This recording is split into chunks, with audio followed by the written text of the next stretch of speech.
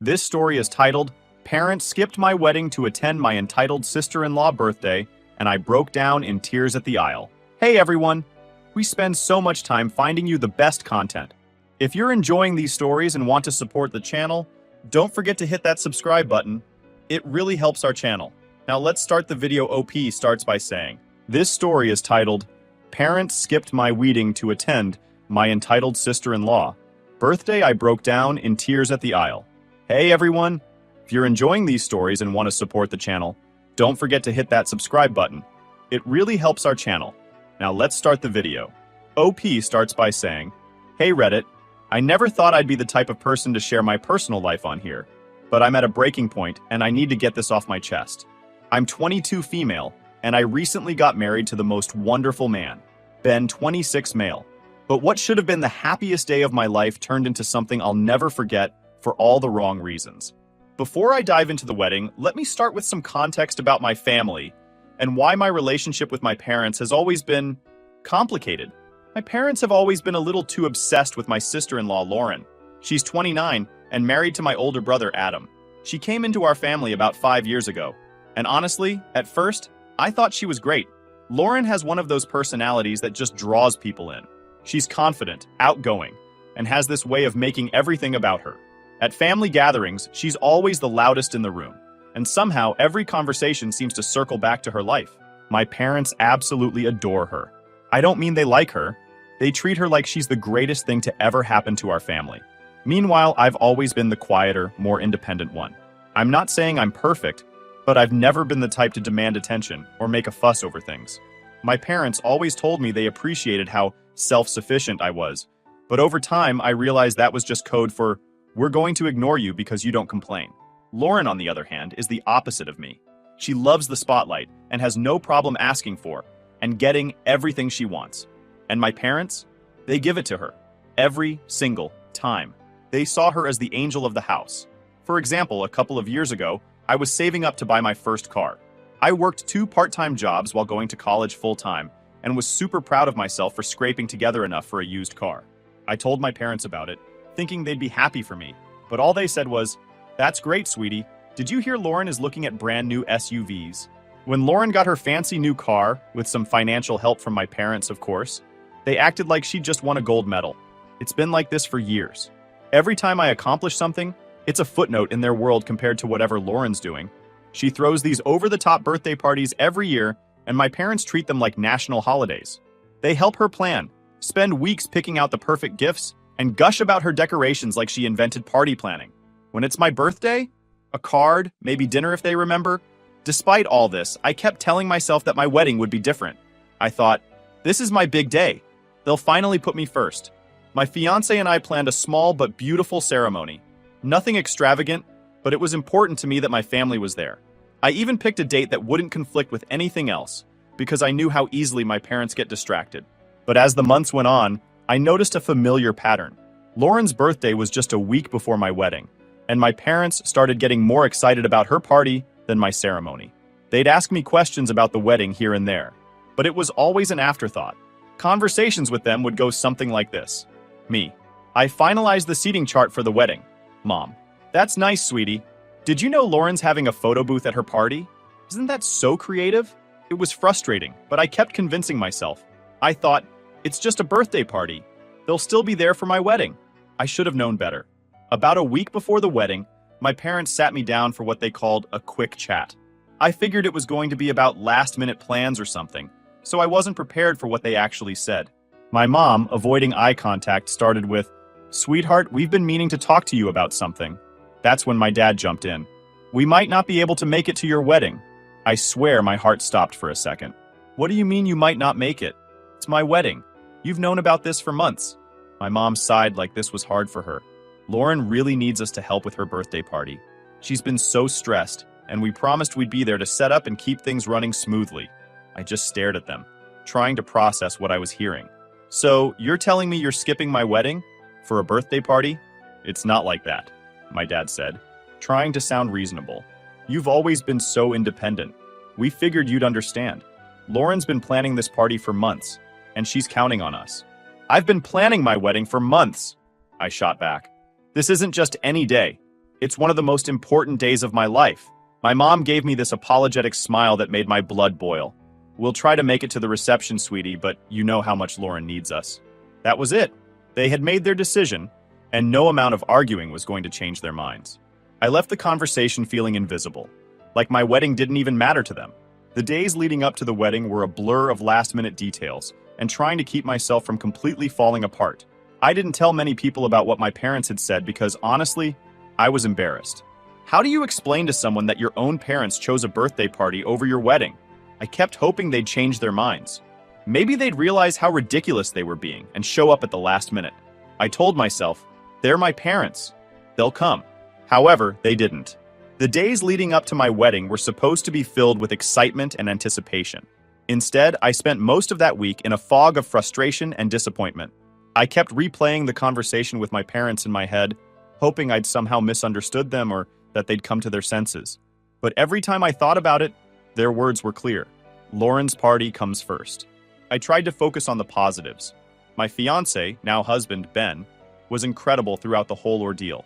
He kept reminding me that this day was about us, and that we should focus on celebrating our love, not my parents' absence. My friends were also amazing, helping with last-minute preparations and trying to keep my spirits up. But deep down, I couldn't shake the hurt. The worst part was that my parents didn't even seem conflicted about their decision. I would have understood if they had struggled with it or shown any sign of guilt, but they acted like it was no big deal. My mom texted me the day before the wedding, casually asking if I'd need help with anything at the reception, in case we can swing by after Lauren's party. Swing by? Like my wedding was a casual dinner they might drop in on if they had time? Didn't even respond. Then there was Lauren. She was, of course, thrilled about her birthday party. She hosted these over-the-top events every year, but this one seemed especially elaborate. There were custom decorations, a live band, and even a food truck she'd rented. My parents were fully involved, helping her with setup and talking about it like it was the event of the year. She didn't say anything directly to me about my wedding, which was worse in some ways. It was like she didn't even care enough to acknowledge that her party was causing problems. The night before the wedding, I had a small rehearsal dinner with Ben and some close friends and family. My parents weren't there, of course. They were busy helping Lauren decorate. I tried not to let it get to me, but seeing other couples with their parents, laughing and sharing stories, was like a punch to the gut. Ben's parents were incredibly sweet and made an effort to include me, but it wasn't the same. I wanted my mom and dad to be there, to share in this moment with me, but they weren't, and I started to wonder if they ever really would be. The morning of the wedding, I woke up early, hoping to feel some of that bridal excitement everyone talks about. Instead, I felt a knot in my stomach. I checked my phone, half expecting to see a message from my parents saying they'd changed their minds and were on their way. But there was nothing. Not a single text or call. Just silence. When I got to the venue, my bridesmaids did their best to keep me distracted while we got ready. I tried to focus on the little things, my hair, my dress, the flowers, but it was hard not to notice the empty chairs at the front of the ceremony space where my parents were supposed to sit. I kept telling myself, this is your day. Don't let them ruin it. But the hurt was always there, just under the surface. As guests started arriving, I kept glancing toward the entrance, hoping to see my parents walk through the door. I imagined my mom, dressed to the nines, smiling as she came to give me a hug, and my dad, teasing me about not tripping down the aisle. But it never happened. Instead, I saw photos on social media of them at Lauren's party. My mom was grinning in a picture next to some balloon arch, and my dad looked like he was having the time of his life holding a cupcake with Lauren's face on it. I felt like someone had stabbed me in my heart. The ceremony itself was beautiful, or at least that's what everyone told me. I wish I could say I fully enjoyed it, but I was so distracted by my parents' absence that it was hard to focus. When I walked down the aisle, I kept my eyes on Ben, trying not to think about the empty chairs. I smiled for the photos, said my vows, and tried to act like everything was fine. But inside, I was breaking. When we reached the reception, I decided to check my phone again, hoping for some sort of message from my parents. Maybe they'd feel bad and decide to come late. But instead, I saw my mom had posted a photo with the caption, "Helping Lauren pull off the best party ever. So proud of her." I wanted to scream. Throughout the reception, people kept asking about my parents. Where are they? Are they okay? I didn't know how to answer without sounding like a bitter bride, so I just said, "Oh, something came up." But inside, I was furious. I couldn't believe they were making me lie for them on my day. Toward the end of the night, I finally broke down. Ben found me sitting in a corner, trying to hold back tears. He sat next to me, wrapped an arm around my shoulders, and just let me cry. "They don't deserve this space in your head," he said softly. "You have so many people here who love you. Let's focus on them." He was right, of course, but it didn't make it hurt any less. By the time the night ended, I felt like I had been through a battle. I was exhausted, emotionally drained, and still trying to make sense of everything. My parents' choice to prioritize Lauren's party over my wedding wasn't just a one-time mistake, it was a reflection of years of favoritism and neglect. And for the first time, I started to wonder if my relationship with them would ever recover. As Ben and I drove off at the end of the night, I stared out the window, trying to process everything. My wedding day was over, and while it had been beautiful in many ways, it wasn't the day I had dreamed of. My parents' absence hung over everything like a dark cloud, and I knew it wasn't something I could just move past. This was a wound that would take a long time to heal. The day after the wedding, I woke up feeling a mix of relief and emptiness. On one hand, the whirlwind of planning, stressing, and smiling through the pain was over. On the other, the reality of what my parents had done was starting to sink in. It wasn't just that they missed my wedding. It was the clear message their absence sent. I wasn't their priority. I never had been. I tried to go about the morning normally. Ben made me breakfast, and we sat at the table pretending everything was fine, but I could feel the unspoken question between us. What now? Ben, as always, was patient and kind, letting me process at my own pace. He didn't push me to talk, but when I finally started venting, he listened like every word mattered. "I just don't get it," I said, pushing my food around my plate. "How could they think this was okay? It's not just about the wedding. It's the fact that they didn't even care enough to try. They didn't even call Ben. Not once." He nodded. "It's not about you, though. This is on them. They've shown you who they are, and as much as it sucks, you can't change them." Although he was right, part of me wanted to give them the benefit of the doubt, to believe that maybe they'd had some kind of epiphany and would call me, apologizing and begging to make things right. But as the hours ticked by, my phone stayed silent. By mid-afternoon, I decided to confront the situation head-on.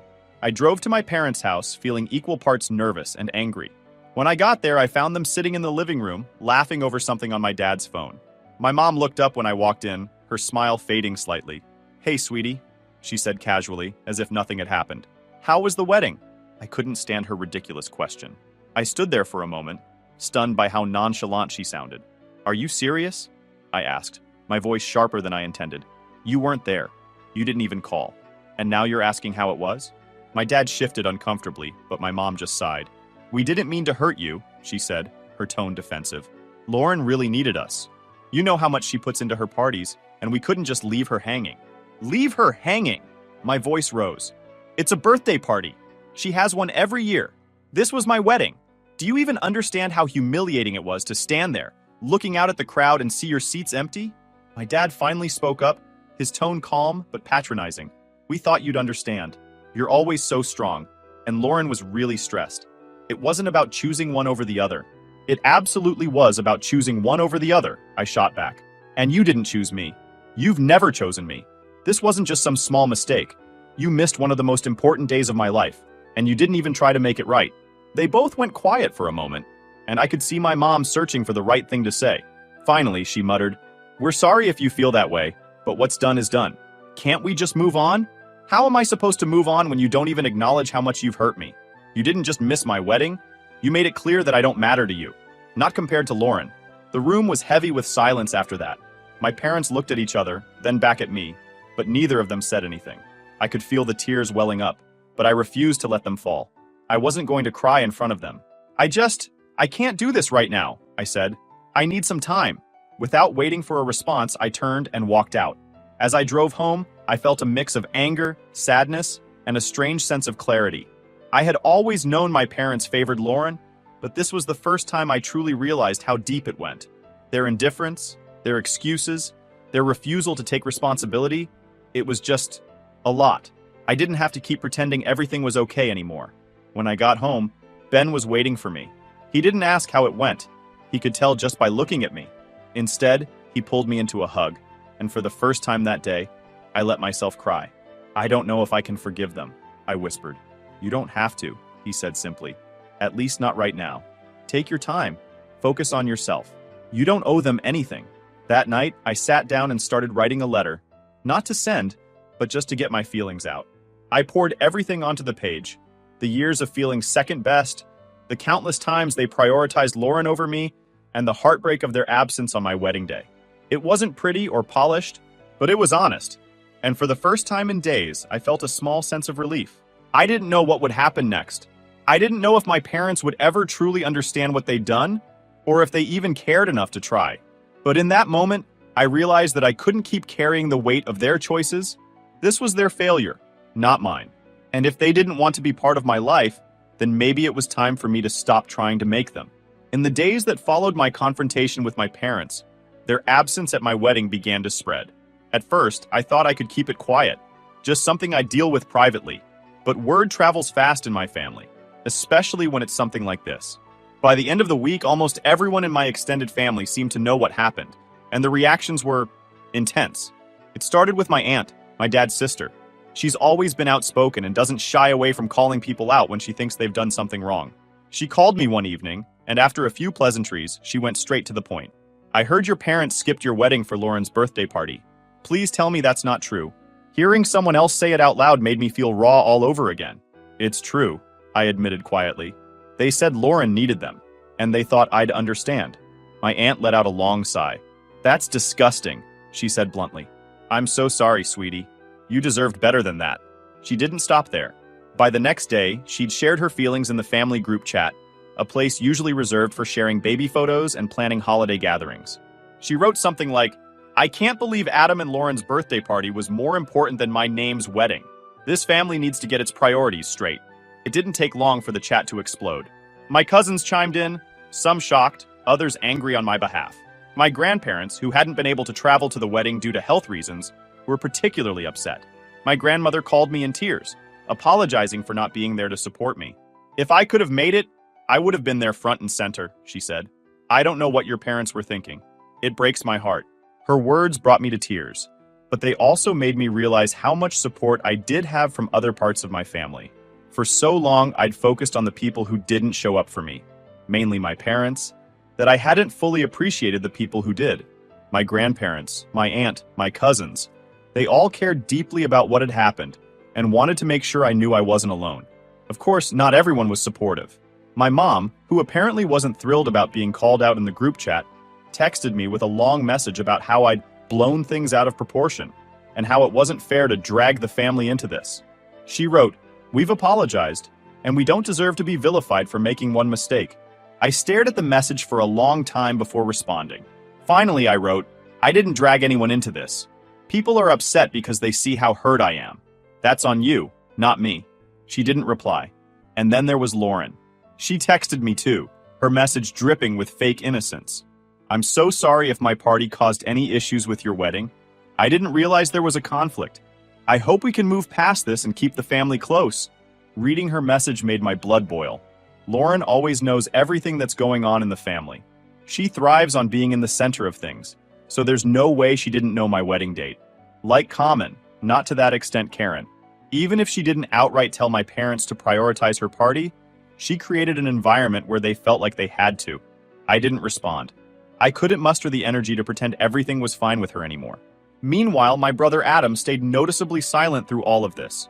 He hadn't said a word about the situation, and I wasn't sure if it was because he was embarrassed, conflicted, or just didn't want to get involved. Part of me wanted to reach out to him, to ask if he even realized how much damage Lauren's constant attention-seeking had caused. But I held back. If he cared, he'd say something. The whole situation was exhausting. Every time I thought I was done feeling hurt, another message or phone call would bring it all back. My wedding day was supposed to be about celebrating love and starting a new chapter in my life. But instead, it had become a battleground for family drama. And the worst part was, I didn't even start it. Amid all the chaos, Ben was my rock. He reminded me to focus on the positives, the friends who came to the wedding, the family members who were standing by me, and most importantly, our future together. He even suggested we throw a little post-wedding gathering with the people who had shown up for us. Something lighthearted and fun to shift the focus away from all the negativity. At first, I wasn't sure. The idea of celebrating felt strange when I was still so hurt, but I thought about it and realized he was right. My wedding wasn't ruined. Yes, my parents' absence cast a shadow, but it didn't erase all the love and joy that came from the people who did show up. I needed to stop letting their actions define my experience. So, a week later, we hosted a small backyard party with some of our closest friends and family. My grandparents, despite their health struggles, insisted on coming, and they brought a lovely gift, a framed photo of Ben and me from the wedding, with a note that said, "For the granddaughter we're endlessly proud of." My aunt showed up with a homemade cake, and my cousins joked about how this was the real celebration. It wasn't a grand affair, but it was exactly what I needed. For the first time since the wedding, I felt surrounded by love and support, and it reminded me that while my parents' absence hurt, it didn't define me. I still had so many people in my life who cared about me and wanted to celebrate my happiness. By the end of the evening, as Ben and I sat on the porch watching the sunset, I felt a sense of peace I hadn't felt in weeks. "We're building our own family now," he said, taking my hand. "One that values you the way you deserve to be valued." He was right. For so long, I'd been chasing my parents' approval, trying to prove my worth to people who never truly saw it. But that wasn't my burden to carry anymore. It was time to start focusing on the people who did see me and who celebrated me for who I was. And slowly, I realized I didn't need my parents to complete that picture. And I honestly wasn't expecting what would be their reaction after they heard about the backyard celebration. In the weeks that followed, I found myself constantly thinking about my parents' excuses and how they'd ignored everything. At the same time, I noticed something strange. My parents weren't reaching out. After our confrontation and the fallout in the family group chat, they seemed to go quiet. No texts, no calls, not even a passive-aggressive message from my mom, which was unusual. For a while, I kept checking my phone, expecting them to make some kind of effort to patch things up, but the silence continued. Initially, the lack of contact felt like a slap in the face, another way they were showing me how little I mattered. But over time, I started to see it differently. Their silence wasn't about me, it was about them avoiding accountability. They didn't want to face the consequences of their actions, or have to deal with the backlash from the rest of the family. And honestly, that wasn't my problem anymore. One of the most surprising moments came when my brother Adam finally broke his silence. He called me out of the blue one evening. I picked up hesitantly. "Hey," he said awkwardly when I picked up. "I know it's been a while, but I wanted to check in. How are you doing?" His tone was hesitant, almost unsure, which wasn't like him. Adam had always been the confident, take-charge sibling, the one who seemed unaffected by family drama. "I'm fine," I replied. "Why?"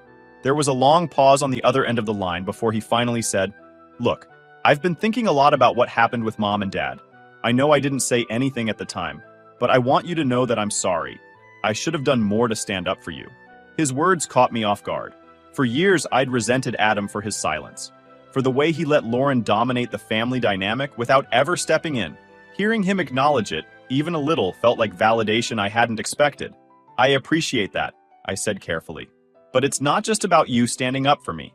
It's about the fact that this has been going on for years, and no one's ever done anything to change it." "I know," he admitted, "and I'm not trying to make excuses. I guess I just didn't realize how bad it had gotten until the wedding. Seeing you go through that, it wasn't right. I've been talking to Lauren about it too, trying to set some boundaries." Hearing him mention Lauren made me nervous, but I forced myself to stay calm. "And how's that going?" I asked, unable to hide the skepticism in my voice. "It's a work in progress," he said with a small laugh. "But I wanted to let you know that I see it now. I see how much this has hurt you, and I'm going to try to do better." His words felt genuine, and while I wasn't ready to fully forgive him or trust that things would change overnight, it was a start. In the meantime, I continued focusing on myself. I started to shift my perspective. I stopped waiting for my parents to reach out. I poured my energy into the relationships that brought me joy and fulfillment. However, to be honest, I still had some hope. The turning point came one evening when I was sitting in the living room with Ben. We had just finished dinner, and I was scrolling through my phone when a text from my mom popped up. It read, "We miss you, sweetie. Can we talk?" I stared at it for a long moment, my stomach twisting. It was the first time she had reached out directly since our confrontation. Part of me wanted to reply immediately, to grab onto the tiniest thread of hope that maybe, just maybe, this time would be different. But another part of me knew better. I'd seen this pattern before. She'd reach out, we'd talk, and somehow it would all circle back to how I needed to move on and let it go. "Are you going to reply?" Ben asked. "Not yet. I need to figure out what to say." For the next couple of days, I mulled it over. I thought about everything that had led to this point. The years of feeling overshadowed, The countless times I'd tried to prove myself, and of course the way they had dismissed my wedding, like it was an afterthought. I realized that responding without clear boundaries would just set me up for more disappointment. So, when I finally replied, I kept it short and to the point. I'm open to talking, but only if you're willing to listen and acknowledge how much this has hurt me. I'm not interested in excuses or being told to move on. Let me know if you're ready for an honest conversation. I didn't expect much, and I wasn't surprised when the response came hours later. We're sorry you feel this way, but we've already apologized. We don't know what else you want from us. These words were the same dismissive tone they'd used before, and it confirmed what I already suspected. They weren't willing to meet me halfway. They weren't ready to take responsibility for their actions or to see things from my perspective. I didn't reply. Instead, I sat down and made a decision I'd been avoiding for weeks. I needed to cut ties. It wasn't about punishing them or being dramatic. It was about protecting myself from the constant cycle of disappointment and hurt. I realized that I couldn't keep pouring energy into a relationship that was so one-sided. If they weren't willing to put in the work, then I needed to stop trying to fix something they weren't interested in fixing. That night, I told Ben what I had decided. I think I need to take a step back from them, I said quietly. Not forever, but for now. I can't keep doing this to myself. He nodded, his expression thoughtful. I think that's the right call, he said. You deserve peace, and if they can't give you that, then it's okay to step away. Over the next few weeks, I started to distance myself. I didn't block their numbers or anything drastic. I wasn't trying to burn bridges, but I stopped responding to their messages and ignored their calls. I needed space to breathe, to focus on the parts of my life that brought me joy, instead of constantly worrying about what they thought or expected of me.